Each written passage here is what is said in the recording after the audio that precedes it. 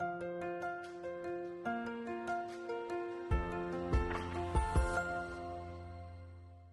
everybody. This is Pascal from Neutrality Studies, and I'm joined today by Roger Cole, who is an Irish politician and activist and the founder of the Peace and Neutrality Alliance in Ireland. He has campaigned against the Iraq War, the use of Shannon Airport by the US military, and he's currently standing very strong against the attacks on Irish neutrality. Roger, I wanted to get in touch with you because I study neutrality as an academic subject, and you were the founder of this Peace and Neutrality organization, which started in 1996. Could you maybe first of all tell me a little bit more about what made you create that organization, and how have things developed since 1996? Well, in the 1980s, I was actively involved in the Irish campaign for nuclear disarmament. And what happened then was the fall of the Soviet Union. And by and large, most everybody got a sense of relief that there wouldn't be a nuclear war, that things would get better. However, myself and another activist in the Irish CND was a woman called 𝗟𝗘𝗧. So we were becoming concerned about the beginning of the process of the militarization of the European Union, which would eventually be the main cause for the destruction of our neutrality. Now, we knew it was a long, long way away. We didn't expect it to happen overnight, and it didn't happen overnight.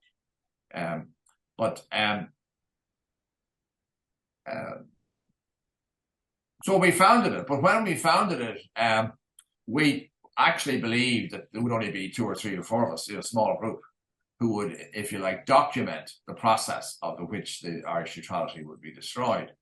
But I have been involved in politics at a broader level as well, and I'm also run a small business. So I decided, well, we need to have some money. And so I just asked them would they be interested in affiliating to PANA. So quite a large number of organizations did. Now, those were small at the time, like Sinn Féin, they affiliated to us in 96, so they were small, electoral-wise, right?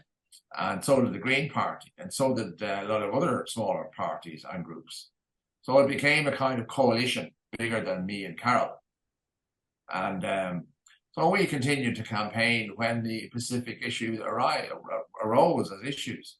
And our first campaign was one of the EU referendums. Now, I better explain to you, you might not know, the Irish Constitution was written in the late 30s, and it was introduced by 𝗟𝗓𝗓, who was then the Taoiseach, or leader of Ireland.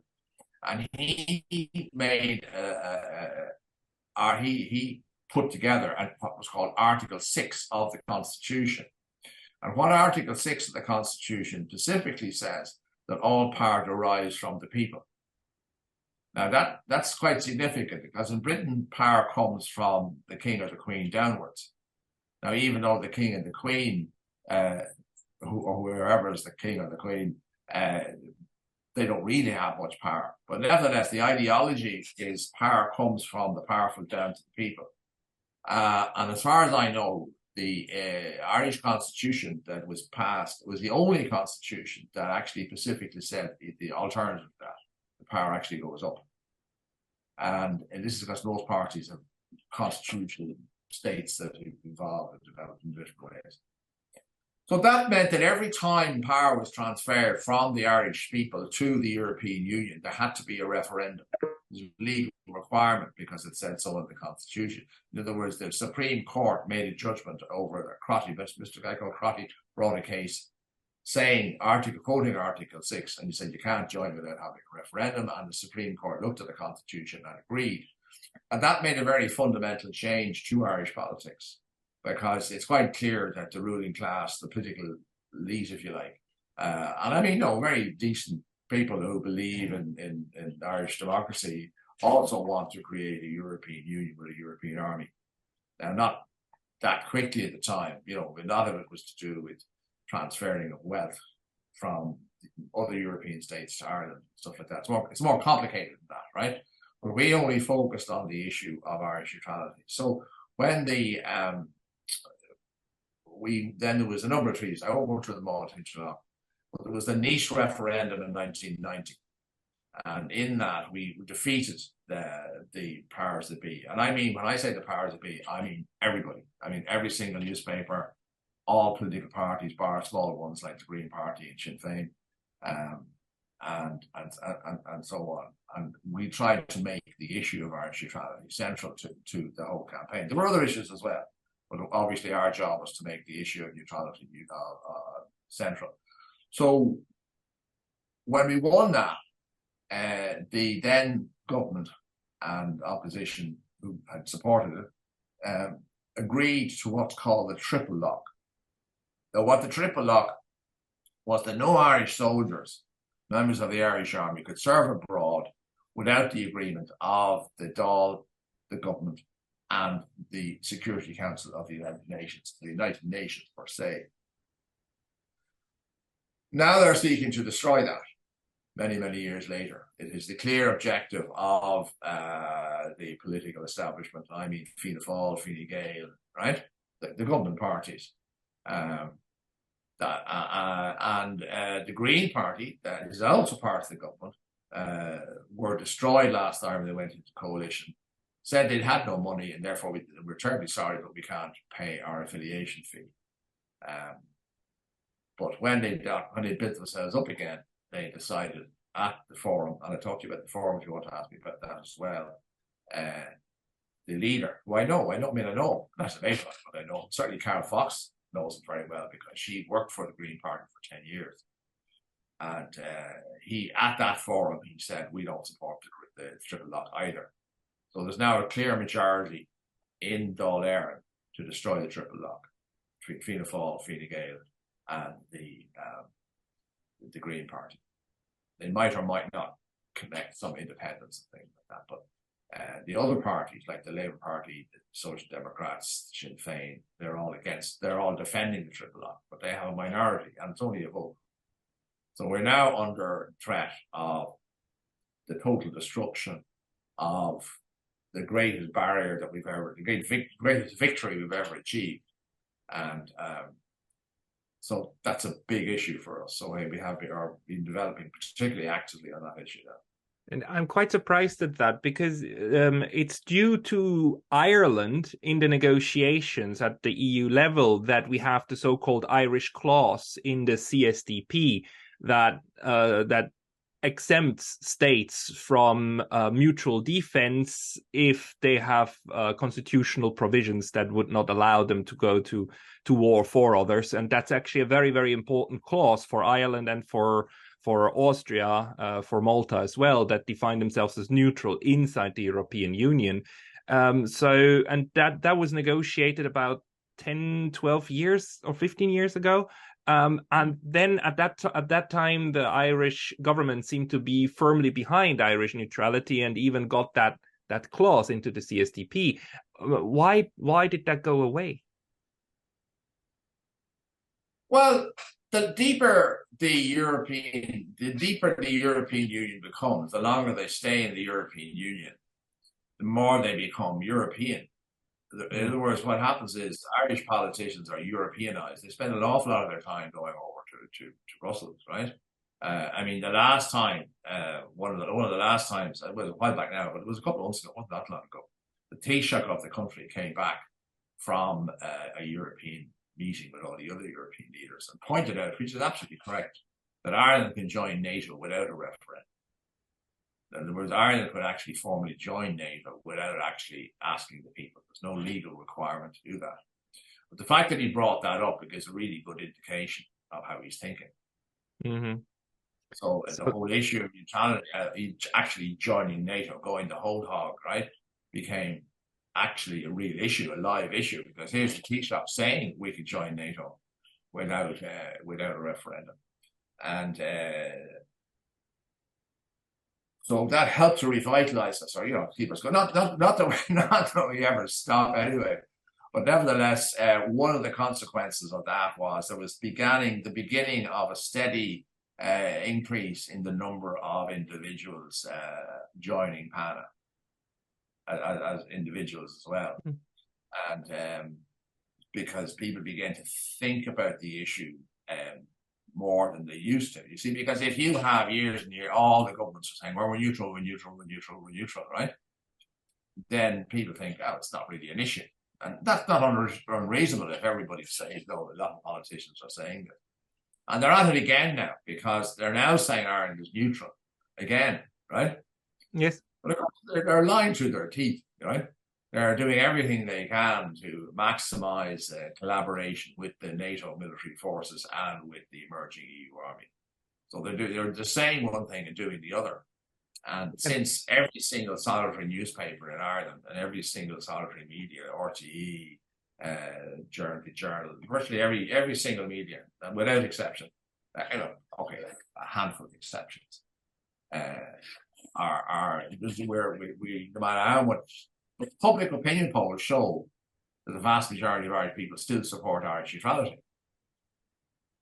But the government say we support Irish neutrality. We're actually doing the exact opposite. So it's a very difficult problem for us to solve. So we are focusing on the triple lock because a while back, about a month or so ago, the government set up, or less than a month, a thing called the Forum on Europe. Did you hear about that? Yes. It was a big forum. And it with was set a up lot of by, people against neutrality. Well, a lot of people, right? And there was only one person. There was about 80 odd speakers, right? And it was over 4 days in different parts of Ireland. And I was the only person who was formally one of the speakers. And even on the small little forum I was outnumbered 2-1. So like, and everybody else, every other forum, it was one exception. There was a man who I got to know years and years and years ago in South Africa when I was one of the observers in the very first election. And I didn't know him beforehand, but we got on well. And it turns out he became a lecturer in human rights in Galway University. And then he came out very strongly in favor of the triple lock as well. So in fact, of all the speakers, there were 2 people who came out strongly in defense of the existing triple lock. But everybody else, no, actually paid up fully, all singing, all dancing NATO people. So when the initial idea was thought up, I think they hoped that this referendum, this particular forum, would encourage more people to come out in favor of joining NATO. It didn't have the impact it thought it had, primarily because the whole forum was openly and actively attacked by the President of Ireland, Michael D. Higgins. And Michael D. Higgins is formally a kind, I don't think the comparison is completely fair, but a kind of a head of state, right? Mm-hmm. That's not supposed to be involved in politics, but that's been changing for years now, right? Various different presidents have been giving themselves more authority because it's a legal thing. You know what I mean? You probably can be more involved in politics as a president if you want to, right? And that's been going on from previous presidents. So he's just carrying on and maybe somewhat accelerating that development. But he is extremely popular. And when he came out attacking the forum for what it is, right? Like it was just it's a total scam. It was a total, I talked to Claire Daly and Mick Wallace last week, and both of them said they couldn't get into the forum as speakers. They weren't even if they asked, they weren't allowed to be there. So they had to set up their own pro-neutrality event in Dublin. And it's this pro-NATO propaganda that's going on and that we can see happening. And we've got support for this pro-NATO propaganda even in Ireland and Austria. In Switzerland, luckily, a bit less because neutrality is so firmly embedded over there. But even in Austria, the people who are most ardently for joining NATO as soon as possible, they argue that we need an open debate, with open results, with open minds, as if though neutrality was a little old dusty policy that only idiots and cling to still, right? So we need to look ahead, look forward, and NATO is the way forward. Is that the same way they're framing in Ireland? Absolutely, totally. It's the exact carbon copy. I mean, I don't believe this is happening in Ireland per se. I think it's a European wide thing. We should want the European army, and we should want to go to war with the European army, and we should join NATO as well. Right? I don't think it's happening. I think, like, as if mystical. I think there's a group organizing this. I think there are people planning it and organizing it and developing it. And they have enormous power in terms of their control over the corporate media, which is still very powerful. I mean, social media is interesting, and we're the only facility we have, and we use that. But I mean, it's at the end of the day, it's still nowhere near as big as the corporate media. No, the reach of small channels like this, and even bigger channels, can only go so and so far, and it will always reach an international audience, and not the local one that you need to reach in order to really influence people to go on the street. It's very, very important that we don't see this as an Irish struggle. You know what I mean? Like, we're not saying this is a little Ireland. This is our little struggle. Like, I mean, that's why we would have campaigned against the Iraq war and the Afghan war and all that. You know what I mean, it's not as if it's uniquely Irish. This, as you just said, this is happening all over Europe. And the thing is, we can study the playbook, and we see the playbook in Sweden and Finland. In both countries, the elites were saying for 20 years, no, we would never give up neutrality. No. We are just creating interoperability with our NATO partners.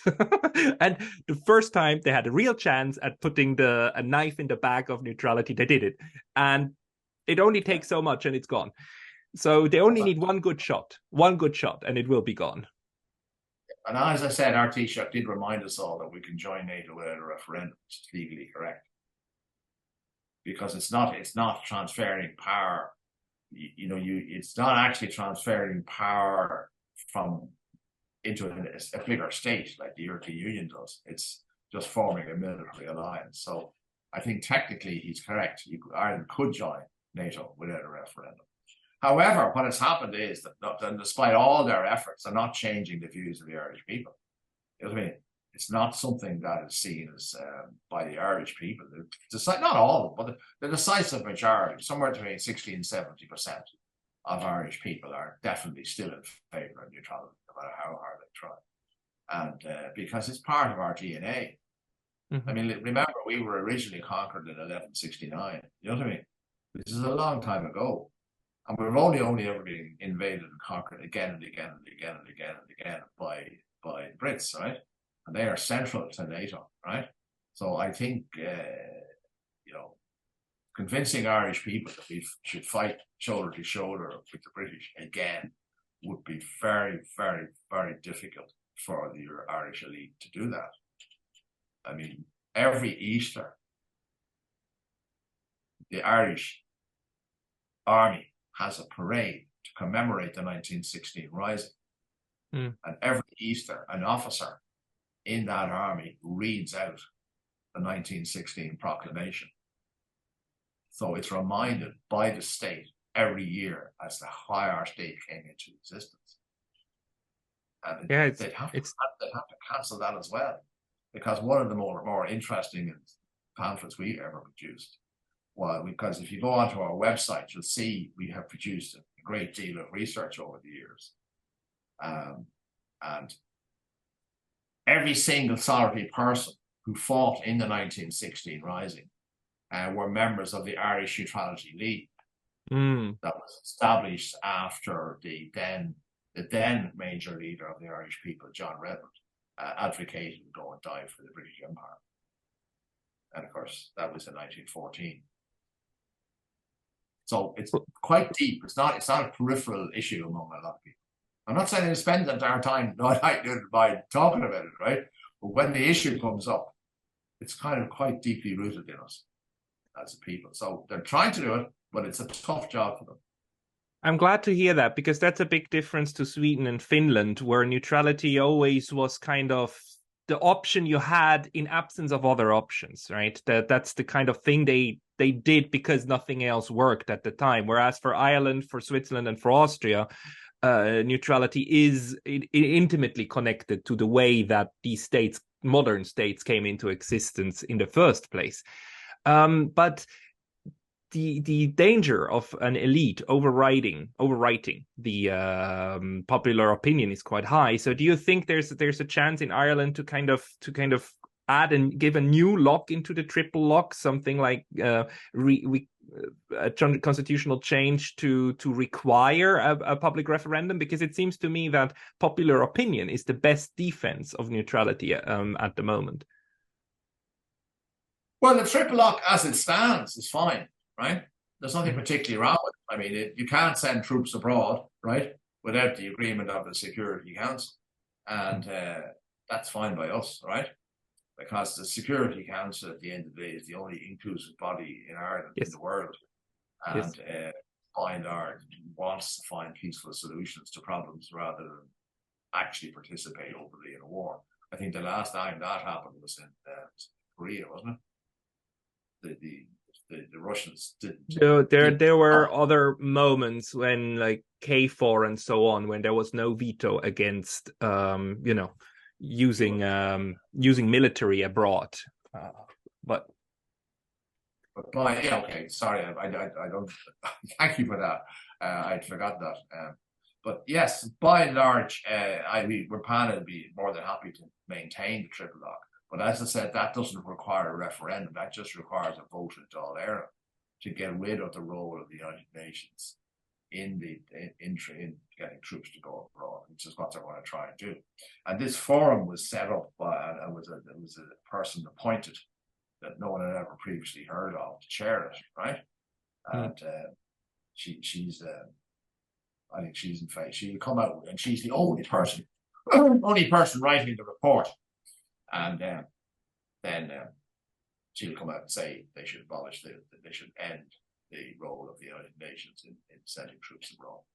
And the only argument to do that is to say that Russia at the moment is blocking the Security Council, when in fact usually the Security Council is blocked because of vetoes from the United States. What I don't understand is, how is it possible to sell to our populations that only one of the great powers is responsible for everything evil that happens in the world, and all of the other superpowers, I mean, no, the only other superpower, the United States, that is all holy and fine and good. Have people forgotten about Have these people, these elites, have they forgotten about the Iraq war? Are they forgetting about what's happening in Syria, what's happening in Yemen? I mean, why is this dissonance possible?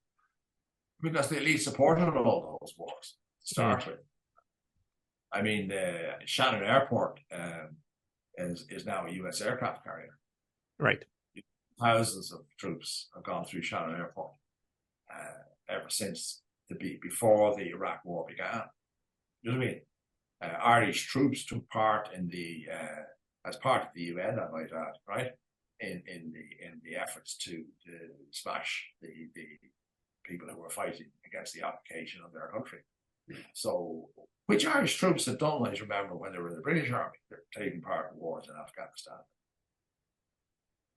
So there are differences. They do exist.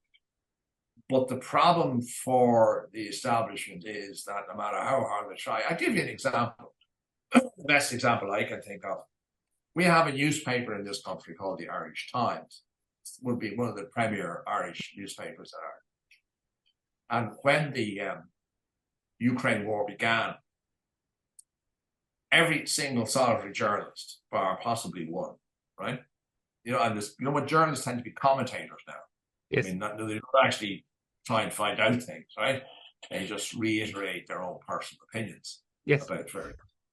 I don't know what it's like in your country, but that's what most of our journalists do now. You know, investigative journalists. What's that? Would be probably their response. So every single journalist, day after day after day, came out in favor of wanting to destroy Irish neutrality, without exception. I mean, just every day, you know, and the same was happening in the other papers. But I'm just picking on one Irish paper, because they're all the same. They're all saying the same thing. Virtually every journal, every columnist was saying, "Let's join NATO," right? And be done with it and get it over and done with to do it. So then, they're very arrogant people, these journalists. I don't know if you know any, but they really think they know everything, right? And they won't talk to people like me, right? They don't even bother. They don't even want to hear your perspective on things, right? It's very difficult to actually talk to a journalist. even though you try all the time, right? And since they were all saying that, and then they decided they were going to have a public opinion poll by Ipsos, which is one of the major public opinion poll companies in Ireland. And they came out showing that 68% or 66% of Irish people support Irish neutrality. I didn't want to join NATO. Only 23, 24% wanted to join NATO. So here you have a massive number of people wanting to stay neutral, and another group specifically saying we don't want to join. A small number saying we do want to join NATO. So it was about 66 to 24. You know what I mean? It was fairly evenly balanced. A couple of don't knows as well. But so then what happened was they started not holding referendums because this was happening all the time. You know, there might be the odd fluke poll that would say they want to join NATO. You know what I mean? But only one. I probably only have one of that. The vast majority of polls were saying Irish people want to stay neutral. Do you know? There are limits on their power. You know. Yes, but do you know the opinions of Irish military? Like, because military men and women tend to understand the value of neutrality quite a bit. Do you know anything about that group? Well, I have met them. I mean, I actually, it's actually easier to talk to people in the military than people who aren't. You know what I mean? My view is that the actual army soldiers, the ordinary soldiers, they want to take part in UN missions, because if you take part in a UN mission, you get more money. And also, now one of the reasons why the standard normal number of people in the entire armed Irish Defence Forces is about 10,000, right? 10,500. They've been leaving in droves. So there's now only 7,500. The entire military, right? Army, Navy, and soldiers, right? It's only 7,500. So they're leaving. They're not staying. There's better jobs to be got, right? You know what I mean? The Irish economy as such is booming. And, you know, there hasn't been any new UN mandate missions of late, right? And because of the drop in number of soldiers being in the army, when about 2 months ago, the Taoiseach, the minister for the Taoiseach at the time, decided that he had so few soldiers, he had to decide whether he was going to send the troops to renew a new UN mandate in the Lebanon, or allocate them to this emerging EU army. You know, these EU battalions are creating. Rapid Response Force, yeah. Rapid Response Force. He decided to allocate those troops to the response force. Well, it was a clear decision where he's going, right? And now, as you know, the most recent thing, all the EU states are coming together to buy military equipment together. Yeah. Right. Yeah, and they're pooling money. They're pooling money to buy more weapons for Ukraine through the peace facility. Ireland is doing that, participating in that, right, under the peace facility. So all these things are going on, and we try to get questions asked and stuff like that. But it's very, very difficult when all of this reality is completely ignored, right?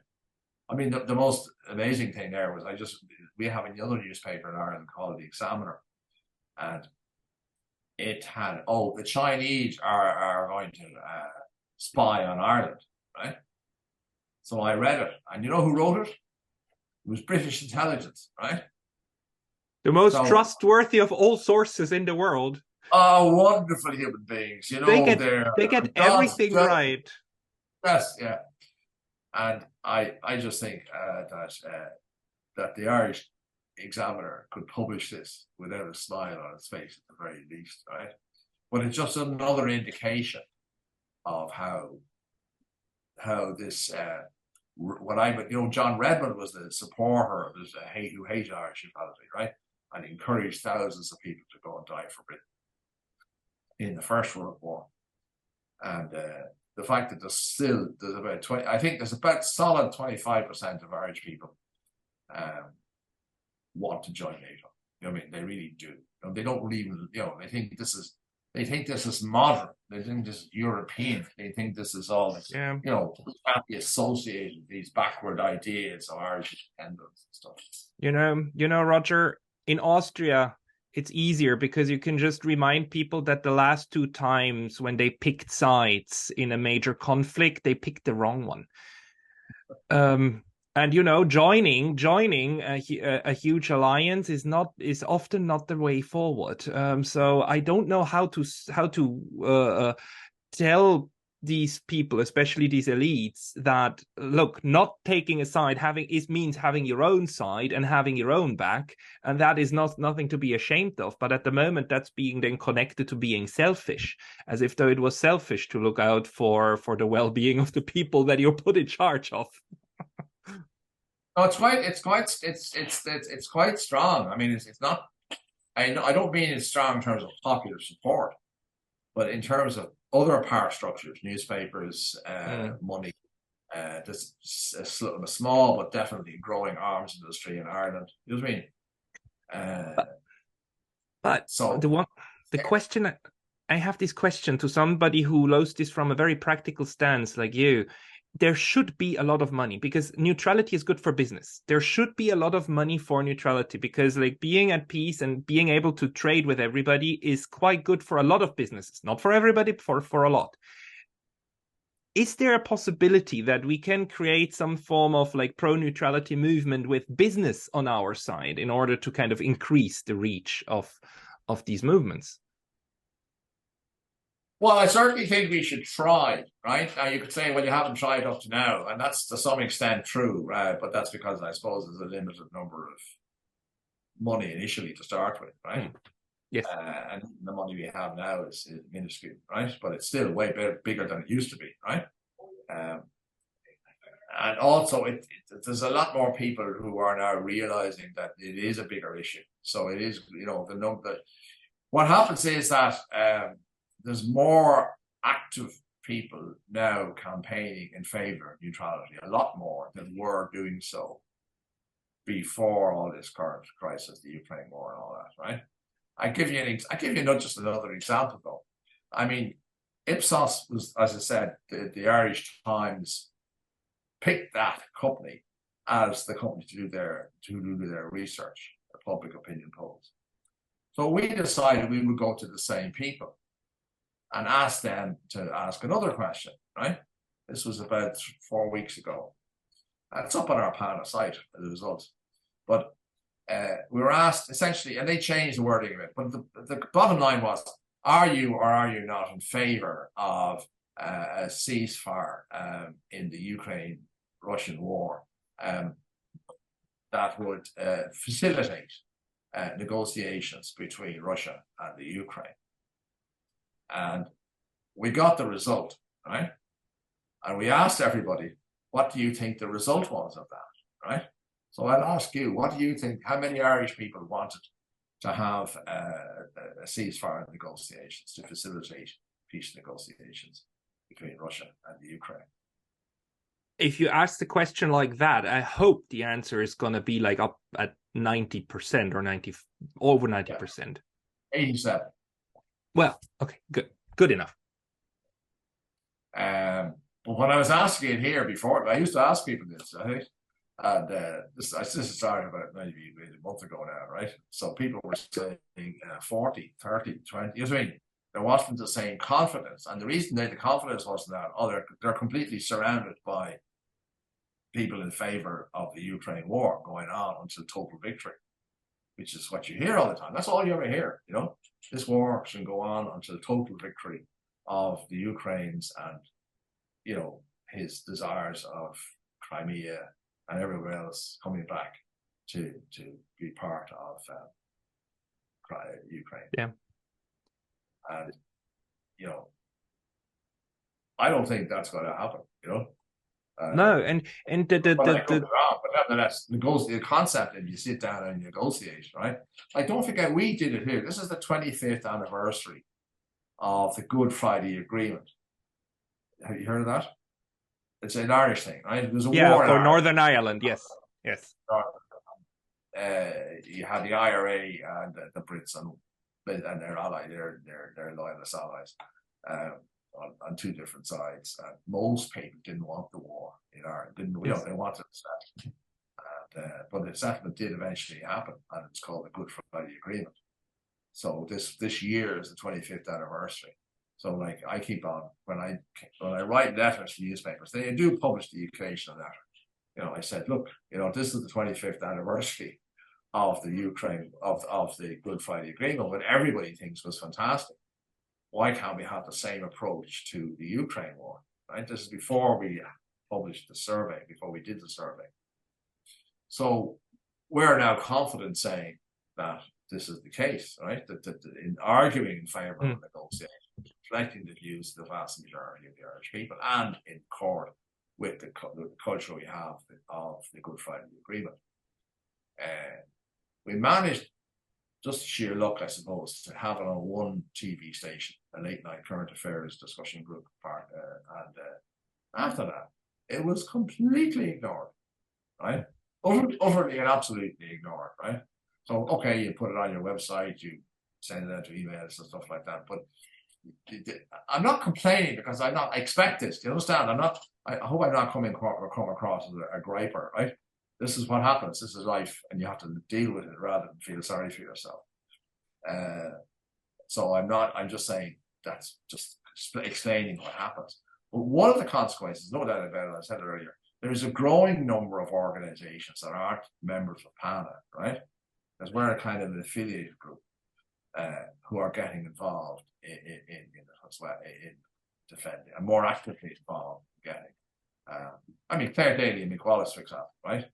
They're not members of PANA, right? And never were, and don't give any indication of joining PANA, but they're very much in favour of the same kind of things we're in favour of. So we always work with everybody who has a similar view, even though they're not in PANA as such. And that broader alliance, bigger than PANA, it's quite big. It's getting more coherent, organised, collaborative. We work together much better than we ever did. And just to let you know, you're the only neutral country that does that. We have no PANA equivalent in Switzerland. Something came up recently, but they're still far away. There's nothing like PANA in Austria or in Malta that I know. So Ireland is the only one that has kind of more or less like an organization that tries, a citizen organization that tries to care for neutrality. So you're already at the forefront of neutrality activism. I'm surprised that I thought there would be something in Austria. Nothing at all.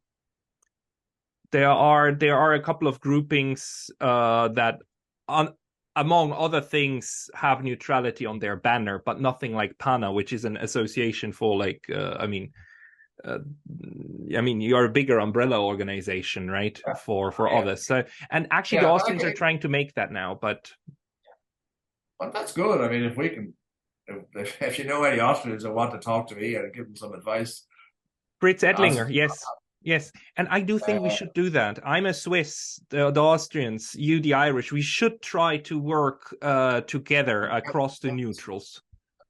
I mean, I think it's quite important because, again, you see, it's crucially important because what we have to give is the idea that we're modern too, and being modern and up to date, being neutral is being modern and up to date, right?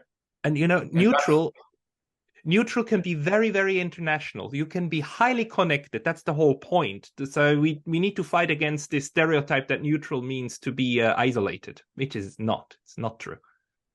Well, that's why I was looking forward to this conversation, because I think that's one of the problems we have. Like we joined the World Peace Council, we're affiliated with them, but I don't know what's going on there at the moment, but that was one. And I took part in a global discussion on the International Peace Bureau. They had a kind of global wave around the place, right? And from what I know, politics in Germany is changing. There's various different people who are in favour of a ceasefire are doing better politically than they did before. Yes. I can't remember her name, but I don't know what she's actually like. But I mean, there are people, politics in countries changed as a consequence of war. That's exactly what happened in Ireland. You know what I mean? There was a fundamental change, and the whole Republican culture fighting for national independence won out, right? And that makes us different from Austria. I mean, you weren't fighting for your national independence against Germany, for example. Well, I might have been elements, but do you know what I mean? It's a very different history. You weren't conquered only by one country in 1969. I mean, so it's a kind of, you won't ever get the same cultural values as in Austria than you will in Ireland, because it's a different history. No, but the good thing about neutrality is you can connect all of those national histories and channel it into this idea of never again. We are not going to go outside. Self-defense happens at home and not abroad. So screw everybody who wants to go and attack. We are not going to be part of it. We are not having it. But we are going to collaborate because we want peace. Yes. And the key thing I said to I always thought is the idea of Europe is so well established as such it won't go away. But there's no reason to try and make the case that you being neutral is being Europe. You know what I mean? The states being neutral states is Europe, is a European value, and it needs to be worked together. Do you know why the developing world does not want to use the word neutrality for themselves? Why they prefer non-alignment? Because neutrality is a European concept and they don't want to be colonized again. So they use the term non-alignment for themselves instead of neutrality. So neutrality is a very European concept, and neutrality would have been the solution for Ukraine. And anyone with a brain in their skull understands that Ukraine should always have been neutral. That would have solved the problem. But it didn't happen because these warmongers prefer weapons and getting it their way instead of having a compromise. They just don't have compromise. So what we need to fight against is people who don't want compromise. You must have the ability to read my mind, because when I was at the forum in Europe, right? This forum in Europe was called. You know, I made the point at a quite early stage that only 9 to 10% of the population are European, and of the entire world, and only 4% of the population are Americans, right? Mm-hmm. People shouldn't get carried away about how important we are. I mean, I said this forum is completely Europe-based, right? And yet you have the word international in it, because your concept of international is very, very different to mine, right? Mm-hmm. So that's how they think, by the way. They really think Europe, and that's about it, right? Yes. And their idea is, I think what they really want to do is carry on when they got beaten after the Second World War. I mean, all these empires collapsed. The British one, obviously, but that happened only in 1945, really. It began to really implode. And I think a lot of these people have their descendants from people who had these empires. And I think, well, if we all get together, we can rebuild it, right? Because the only justification for building a European army is to start invading other people's countries, and they want to be able to do it without a UN mandate. Yes, they want. That's why they want to get rid of the UN and the 𝗔𝗂𝘂𝘁𝗏 and so on. And just it's so fantastic to me that the British can point their finger at the Russians and say they are an imperial power, they want an empire, but be so proud of their own empire that they used to have and be like, oh, we should kind of get this back, shouldn't we? It's so schizophrenic. Yeah, I don't know. It's just but it is. I think we have the biggest single party in Ireland now is Sinn Féin. Yes. And it's the biggest single party by a country mile, and it's staying affiliated to us, and we work closely with them, right? Great. Now, great. So this is a good thing, right? When they affiliated to us in 1996, they were a bit on the small side, right? But they stayed affiliated, and the links are quite strong. And I've been to so many, and I'm personally a member of Sinn Féin as well. I don't think that makes much of a difference. But being around for a long time and just talking about neutrality, you know what I mean? And by the way, that's a good matter. We would also be in favour of seeing could we revive the non-aligned movement and join it, right? Yeah, we should. My point is that wars always breed new neutralities, and the non-aligned movement, in the developing world, is definitely a reaction to this stupidity, and it's the real neutral reaction. I mean, our neutralities are more like, let's defend what we have, and they are creating something new. So there should be a way of connecting this, because this part of the population, the peace-loving part, is way bigger than the war-loving part. It's just the war-loving part has a much stronger voice. So the question is, how do we get a voice? That was one of the key reasons why we decided to join the International Peace Bureau, because we knew that they're very weak in Europe. I mean, my mother's Portuguese, so the Portuguese being a good, particularly good relationship, I think, with the British, with the Portuguese part of the World Peace Council. But it has contacts all over the world in a way that, as far as I know, I'm willing to be corrected on this, is the International Peace Bureau. I think it's primarily European. Again, please correct me if I'm wrong.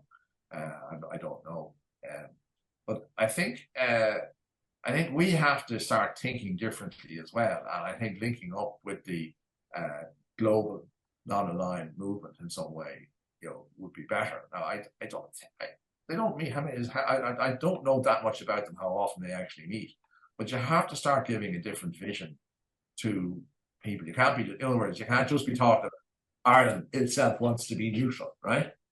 That's not a solution. It has to be part of a broader movement, and be seen as that, and to be seen as we are the future, right? Yeah, it's not yeah. Our empire is gone. Our days have gone since the Portuguese. What is it? 400 years ago, rounded the Cape and started establishing colonies, right? And the French and all the others. I think that I was trying to make the point at the forum that this era is coming to an end.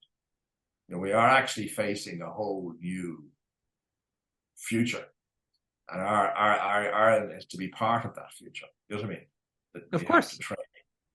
Of course. No, no country can take itself out of the world. So the point is that a neutrality policy or non-aligned policy is way more peaceful and way more beneficial than trying to give a lot of power to a couple of generals who then will do what generals do. They'll go and invade. Yeah. That's what they do. That's what they're there for. I also like your issue of the point you made about business. I mean, an awful lot about business. They sell computers. You know what I mean? Okay, a certain number of those computers are sold to the army, but the vast bulk of what's sold is sold to civilians. Yes. And there must be people there must be people in these governments, these corporations, even, let alone small businesses, who also must know about this is not the route. This is not the road we want to go down. Because I don't know how many. I don't know that many CEOs of major corporations myself, and that's the problem. Or I don't automatically assume they're nasty evil people. You know what I mean? There must be a lot of them there. No, there must be. So, because we do have a military-industrial think tank complex in the United States and also in Europe to a good extent. The think tanks all link up with that, and that's where we find all of these elites, and then they intermingle and they dominate the discourse. But on the other hand, we have large parts of the population that benefit from peace, right? Even monetarily. And the problem is it's so difficult to overcome the collective action problem of if everybody has to gain only very little on this side, on the broad side, and here a lot of people have to win very, very much or lose very much. For them, it's much easier to organize. So organizing a peace industrial neutrality complex that then makes money of not going to war, then we could work against this. I just don't know how to make the case, but we should work on the business case for neutrality. I completely agree with that. I mean, we do that occasionally. Like we have a big book. I used to sell ads for this book here, right? It's called the IPA Yearbook and Diary, right? And it has huge names and addresses of virtually every major corporation, as well as big ones and small ones, TGs and everything. It's all in the same book. I know you can find the same thing with Google, but it's actually easier, this book. If you just go to all, divide it up into sections. It's quite easy. So we've been emailing. So that's one of the things we've been doing now for the last while, emailing virtually every organization in Ireland we can think of, right? Including the business sector, telling them about the 𝗟𝗃𝗧'𝗦 and how the government want to destroy it, right? And how this isn't a good thing for business, right? So I love your activism. I love how this is very hands-on. We need to do more of this. But we would have sent out we would have sent out maybe 2,000, emails to businesses and politicians and social groups and all that. It's quite, you know what I mean? it's just, and you can do it now in a way you couldn't have done it 5 years ago, because it wasn't that big an issue. The Ukraine, I think, war has focused a lot of people in realizing this is a war between two nuclear powers, and it goes out of the place, we're all dead, including everybody who owns a business. Yes. So you have a case to be made in a more realistic way that you couldn't have done, right? And I'd rather not have it, right? I'd rather not have the war and not be able to keep the case. You know what I mean? But when and it is a media that's definitely out of touch with the Irish people big time. And they despite by not giving it any coverage doesn't mean it isn't, people aren't thinking like that. You know what I mean? And that's why it's a big shock to them. Because they're not too certain what to do either. I mean, it's not as if like we're all over the place confused and what do you do? I mean, having a conversation with someone I'd never met before in my life, and we finally were agreeing with each other, this is a good thing, This is useful practice. As I said, we have very good contacts now with British CND and the British anti-war group, which is really good as well. They're being in touch with them. They're quite good. I mean, we get on. Well, 𝗡𝗲𝗂𝗂𝗧𝗦 organised a seminar yes. in Brussels, which brought together a wide range of groups, right? Yes. They had a brilliant meeting up in Dublin, right? Yes, I published all of those on my channel, yes. Well, we're putting them all up on our PANA site as well. So there's a lot, there's a lot of coordination happening between groups way outside PANA as well. They're not party PANA. I mean, we don't restrict ourselves from cooperating. But that's the great thing. If we decentralized, organize a lot about the topic, pro-neutrality propaganda, then at least it will spread a bit. And I will put this video online, of course, and it will won't get millions of clicks, but maybe a few thousands. And the people who watch this, those are the people who are interested in the topic and who might think themselves of how to support this, right? And we need a network effect.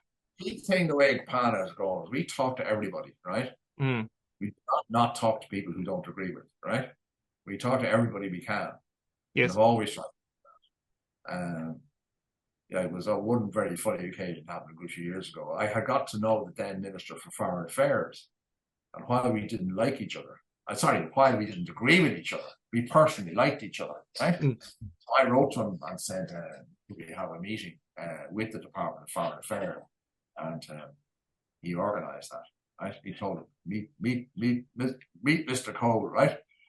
He did. So we turned up myself and 𝗟𝗃𝗧𝗏, brilliant activist, concentrates on the use of Shannon Airport.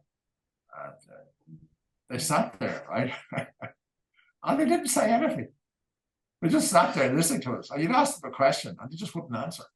They just sit there, And it was I've never been in a meeting like that, These obviously guys work in the Department of Foreign Affairs who didn't want to do what the minister had asked them to do, which is to talk to us. And they just didn't do it. I thought that was pretty good. I've never come across that before. But it is an indication why within the systems there are people who don't agree with talking to these backward reactionary Irish nationalists and stuff like that. It's all their experiences one remembers, No. We will convince them that we are forward reactionaries. Lots of other examples. Roger, I would thank you very much for today's talk. I think we'll wrap it up here, and then we'll stay in touch, okay? And we also try to connect the Austrians and maybe the Swiss, whatever we can. Thank you very much for your activism. Thank you.